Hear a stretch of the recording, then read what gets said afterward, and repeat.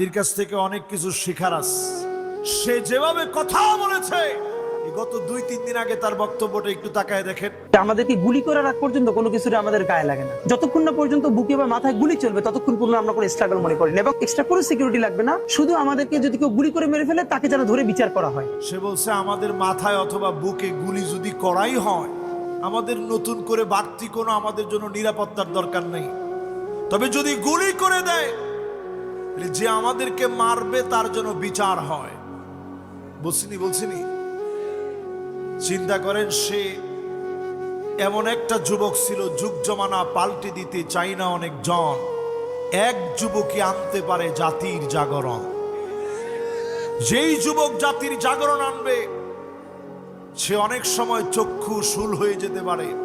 আজকে হাদির উপরে যারা হামলা করেছে, দেখেন এরকম একটা তরুণকে যারা থামায় দিতে চেয়েছে, সংকটাপন্ন একটা পরিস্থিতির মধ্যে সে আছে।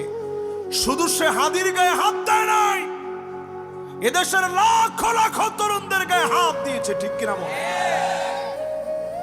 তরুণরা যদি জেগে না উঠেন, দেশটা পিছায়া যাবে।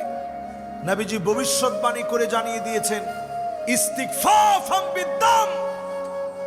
এই জাতির ভিতরে যদি গৃহযুদ্ধ লাগাতে না চান, অনতি বিলম্বে হাদির উপরে হামলাকারী সন্ত্রাসী যত বড় শক্তির অধিকারী হোক, অনতি বিলম্বে তাকে গ্রেপ্তার করতে হবে। ঠিক কিনা বলেন?